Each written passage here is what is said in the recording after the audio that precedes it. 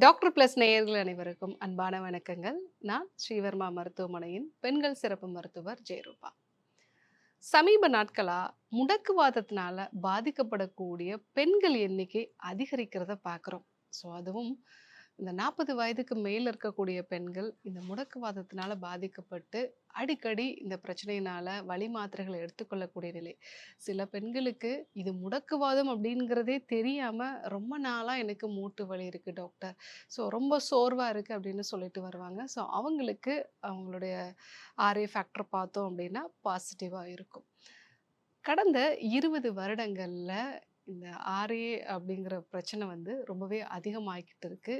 இதற்கு நம்மளுடைய வாழ்வியல் முறைகள் மாறினதும் முக்கியமான காரணம். ஸோ உலகம் முழுவதும் 2 கோடி மக்களை பாதிக்கக்கூடிய ஒரு விஷயமா இருக்கிறது இந்த ருமட்டாய்டு ஆர்த்ரைட்டிஸ். இதில் பெண்கள் தான் முக்கால்வாசி பேர்.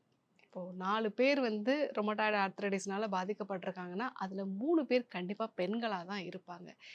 ஏன் பெண்கள மட்டும் இந்த நோய் அதிகமா பாதிக்குது? ஸோ இதற்கான தீர்வு என்ன? அத பத்தி தான் நம்ம இன்னைக்கு பார்க்க போறோம். காலையில எழுந்த உடனே உங்களுடைய கை விரல்கள நீட்டி மடக்கிறது ரொம்ப சிரமமா இருக்கிறது. ஸோ மூட்டுகள்ல வலி, வீக்கம் இருக்கிறது. நெறைய பேருக்கு இந்த மணிக்கட்டுல ஒரு சின்ன கட்டி மாதிரி வந்து வரும். ஸோ அது கூட வலியும் வந்து அதிகமா இருக்கும். ஸோ இந்த மாதிரி இருக்கக்கூடிய பிரச்சனை தான் நம்ம ருமட்டாய்டு ஆர்த்ரைட்டிஸ்ன்னு நம்ம சொல்லுவோம். ஸோ இது நம்ம உடம்புல இருக்கக்கூடிய நோய் எதிர்ப்பு சக்தி செல்கள் வந்து நம்ம மூட்டுல இருக்கக்கூடிய குருத்தெலும்புகள தாக்கி அழிக்குது. அதனால தான் எல்லா மூட்டுலயுமே நமக்கு வந்து வலி வர ஆரம்பிக்குது. அதுவும் முக்கியமா சின்ன சின்ன மூட்டுகள்ல தான் அதிகமா வரும். ஃபர்ஸ்ட்டு நம்முடைய விரல் மூட்டுகள்ல வந்து வரும்.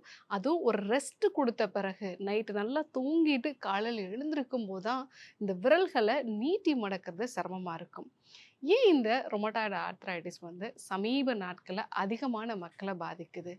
ஸோ ஏன்னா இந்த ரொமட்டாய்டு ஆர்த்ரைட்டிஸ பொறுத்தவரைக்கும் நம்ம என்ன கேட்போம் அப்டின்னா, "உங்களுடைய அம்மாவுக்கோ, பாட்டிக்கோ இருந்துச்சா?" அப்படின்னு கேட்போம். நெறைய பேர் வந்து இன்னைக்கு பரம்பரையில யாருக்குமே இல்ல டாக்டர். ஆனாலும் எனக்கு இந்த பிரச்சனை வந்திருக்குன்னு சொல்றாங்க. அதற்கு முக்கியமான காரணமா இருக்கிறது சமீப நாட்களா உடல் எடை அதிகரிக்கக்கூடிய விஷயம். ஸோ நம்ம உடம்பு வெயிட் அதிகமாகுதுன்னா, இந்த கொழுப்பு செல்கள் மட்டும் அதிகமாகறதில்ல. அந்த கொழுப்பு செல்கள் உருவாக்கக்கூடிய அடிப்போகைனேஸ் அப்படின்னு நம்ம வந்து சொல்லுவோம். ஸோ இந்த விஷயங்கள் நம்ம உடம்புல இன்ஃப்ளமேஷன கிரியேட் பண்ணுது. நம்ம வெளியில அடிபட்டது அப்படின்னா எப்படி கண்டி போகுமோ அதை தான் இன்ஃப்ளமேஷன் நம்ம சொல்லுவோம். அதுவே நம்ம உடம்பு உள்ளுறுப்புகள்ல அடிபட்ட மாதிரி ஒரு வீக்கம், அந்த இடத்துல வந்து ஒரு ரெட்னஸ், ஒரு சூடு பரவுது அப்படின்னா, அதுதான் நம்மளுடைய மூட்டுகள்ல இந்த ப்ராப்ளம் வந்து உருவாகுது. ஸோ உடல் எடை அதிகரிக்கும்போது கொழுப்பு செல்கள்லேருந்து வரக்கூடிய அடிப்போகைனஸ், ஸோ இது நம்மளுடைய மூட்டுகள்ல பாதிப்பை உண்டு பண்ணுது. 2வது விஷயம், சமீப நாட்களா நம்மளுடைய சூழ்நிலையில நெறைய வந்து பொல்யூஷன் வந்து இருக்கிறது. அதேபோல நம்ம சாப்பிடக்கூடிய காய்கறிகள்லயும் அதில உரம் போட்டு வளர்றதுனால, அதனால நம்ம உடம்புல உண்டாகக்கூடிய மாற்றங்கள். ஸோ இந்த மாற்றங்களால நம்ம நோய் எதிர்ப்பு சக்தி மண்டலம் வந்து கன்ஃப்யூஸ் ஆயிடுது. ஸோ உண்மையிலே நம்ம உடம்பு உள்ளுல இருக்கக்கூடிய உறுப்புகள், அந்த செல்கள்லாம் என்ன? வெளியிலேருந்து வரக்கூடிய அந்த பகுதிகள்லாம் என்னங்கிறத பிரிச்சு பார்க்க முடியல. ஸோ நீங்க உணவு நினைச்சு ஒண்ணு சாப்பிடுறீங்க. அதுல இருக்கக்கூடிய சில கெமிக்கல்ஸ் வந்து உங்க கல்லீரலால வெளியேற்ற முடியாம போகும்போது, உங்க நோய் எதிர்ப்பு சக்தி மண்டலம் அத ஒரு கிருமின்னு நினைச்சுக்குது. ஆனால் அதே உணவ நம்ம டெய்லியும் சாப்பிடுறோம் அப்படின்னா, நம்ம உடம்புல எப்பவுமே இந்த நோய் எதிர்ப்பு சக்தி மண்டலம் வந்து ஆன்லயே இருக்கு. இதனாலயும் நம்ம மூட்டுகள்ல பாதிப்பு வருது. 3வது முக்கியமான காரணம், இன்றைய காலகட்டத்தில நெறைய பேருக்கு பல்லு ஈறுகள்ல வரக்கூடிய பிரச்சனையும் ருமட்டாய்டு ஆர்த்ரைட்டிஸ்க்கு முக்கியமான காரணமா இருக்கு. ஸோ அதாவது நம்மளுடைய கம்ஸ்ன்னு நம்ம சொல்லுவோம் இல்லைங்களா? ஸோ அந்த பகுதிகள்ல சில வகையான பாக்டீரியாஸ், அதாவது போர்ஃபைரோமோனாலிஸ், ஜிஞ்சுவேலிஸ் அப்படின்னு நம்ம சொல்லுவோம். இந்த வகையான பாக்டீரியாஸ் வந்து நம்ம பாடியில வந்து ஆட்டோ இம்யூனிட்டி வந்து ட்ரிகர் பண்ணுது. இப்போல்லாம் குழந்தைகளுக்கே பல்லு சொத்தை வந்துருது. இந்த பல்லு சொத்தை ரொம்ப நாளா இருக்கு அப்படின்னா, அவங்களுக்கும் ருமட்டாய்டு ஆர்த்ரைட்டிஸ் வர்றதுக்கு வாய்ப்புகள் நெறைய இருக்கு.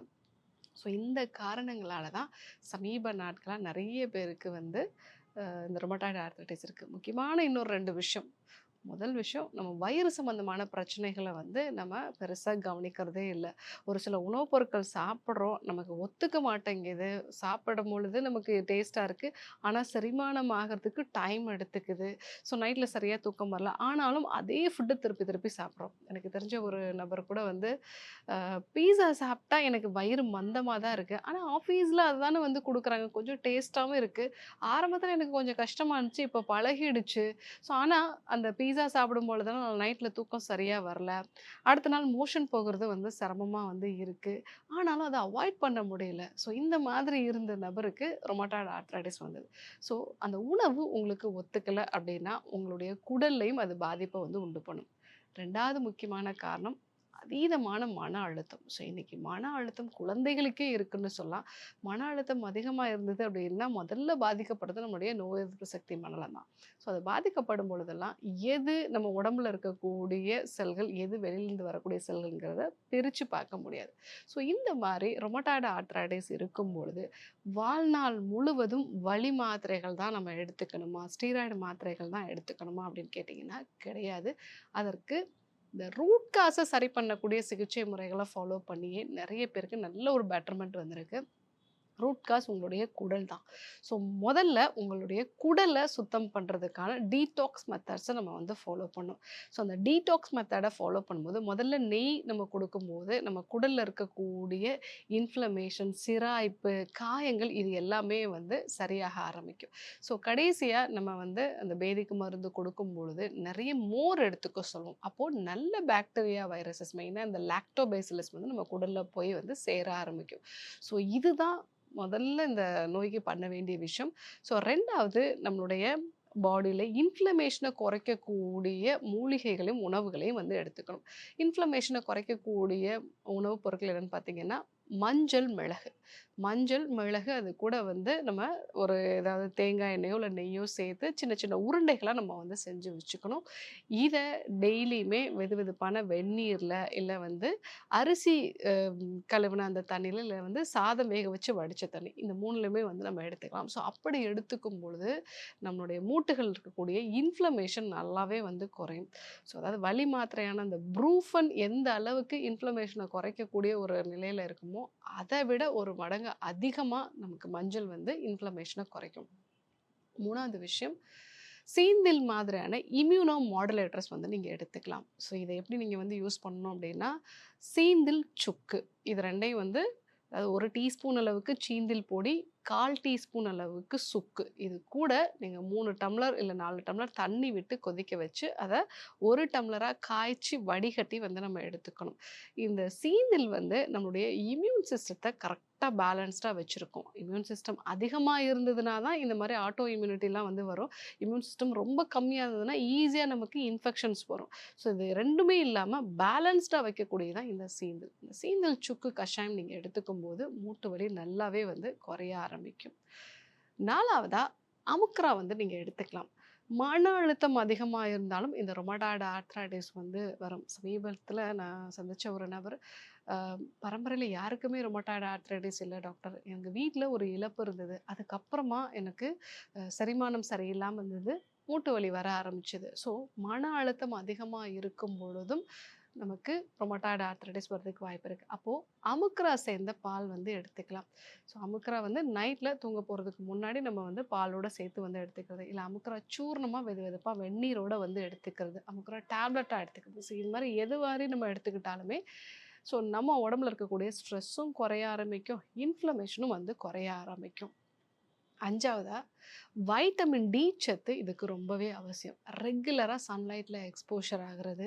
ஸோ வைட்டமின் டி கரெக்ட்டா இருக்கு அப்படின்னா, நம்முடைய நோய் எதிர்ப்பு சக்தி மண்டலம் எது கிருமி, எது நம்ம உடம்புலயே இருக்கக்கூடிய செல்கள் அப்படிங்கிறத வந்து பிரிச்சு பார்க்க தெரியும். ஸோ ரெகுலரா ஒரு 1/2 அன் ஹவர் வந்து சன்லைட் எக்ஸ்போஷர்ல இருங்க. 6வது விஷயம், உடல் எடையை குறைக்கக்கூடிய விஷயங்கள ஃபாலோ பண்ணுங்க. தொடர்ந்து உடல் எடை அதிகமா இருந்தது அப்படின்னா, அதுல இருக்கக்கூடிய இந்த அடிப்போகைன்ஸ் இதுதான் வந்து உங்களுக்கு பிரச்சனைய உருவாக்கும். ஸோ மெயினா ஃபேட்ஸ் எல்லாம் குறைக்கிறதுக்கு ஆரோக்கியமான உணவுகள், ரெகுலரா எக்சர்சைஸ் பண்றது இதெல்லாம் வந்து நம்ம ஃபாலோ பண்ணணும்.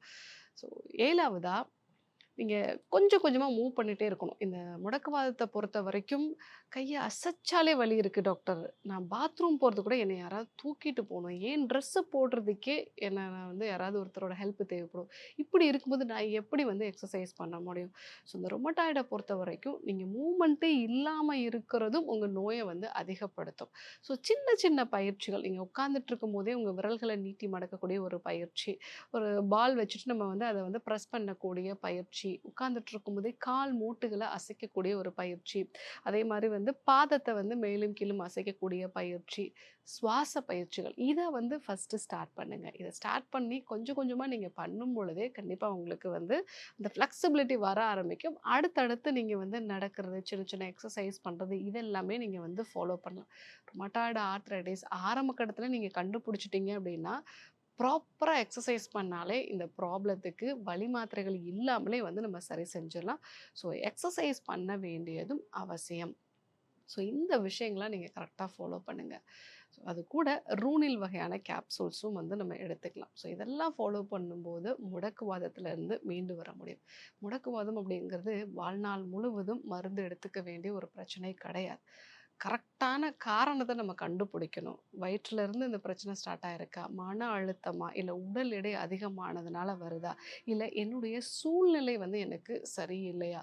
நெறைய இந்த பொல்யூஷன் இருக்கக்கூடிய இடமோ, இல்ல வந்து அவங்க சாப்பிடக்கூடிய உணவுகள்ல அதிகமான அளவுக்கு உரம் போட்டு அந்த மாரி இல்ல ப்ரிசர்வேட்டிவ் சேர்ந்த உணவுப் பொருட்கள். ஸோ இந்த மாதிரி எந்த காரணம்ங்கிறத நம்ம தெரிஞ்சுட்டு, அதற்கேற்ற சிகிச்சை முறைகள நம்ம கொடுத்தோம் அப்படின்னா, இந்த முடக்குவாதத்துல இருந்தும் மீண்டு வர முடியும். ஸோ முக்கியமா நான் சீந்தல் சுக்கு கஷாயம் சொல்லியிருக்கேன். அதே மாதிரி அமுக்குரா வந்து நம்ம பாலோட கலந்து எடுத்துக்கலாம். ஸோ இதெல்லாம் நம்ம வந்து ஃபாலோ பண்ணும்போதும் கண்டிப்பாக நல்ல மாற்றங்கள் இருக்கும். மஞ்சள் மிளகுங்கிறது எல்லாருக்குமே கிடைக்கக்கூடியது தான். இது நம்ம வீட்டிலேருந்தே நம்ம யூஸ் பண்ணலாம். வலி மாத்திரைகளுக்கு பதிலாக இது ஒரு பெஸ்ட்டான ரெமடியாக இருக்கும். அது மட்டும் இல்லாமல் நோய் எதிர்ப்பு சக்தியும் ஆரோக்கியமாக வந்து இருக்கும். ஸோ இன்னைக்கு முடக்குவாதம் எதனால் வருது, இதற்கான சிகிச்சை முறைகள் எப்படி வந்து நம்ம எடுத்துக்கணும், இதை எப்படி நிரந்தரமாக சரி செய்கிறது அப்படிங்கிறத நம்ம தெரிஞ்சுக்கிட்டோம். கண்டிப்பாக ஃபாலோ பண்ணி பாருங்கள். இதை பற்றி உங்களுக்கு ஏதாவது சந்தேகங்கள் இருந்ததுன்னா கமெண்ட்டில் சொல்லுங்கள். இல்லை ரொமட்டாய்டு ஆர்த்ரைட்டிஸ்னால் பாதிக்கப்பட்டு ரொம்ப நாளாக வந்து கஷ்டப்பட்டுட்டு இருக்கக்கூடிய உங்களுக்கு தெரிஞ்ச நபர்களுக்கு இந்த வீடியோவை அனுப்பிச்சி கொடுங்க. இதே போன்று ஒரு அற்புதமான தகவலோடு உங்களை சந்திக்கிறேன். நன்றி, வணக்கம்.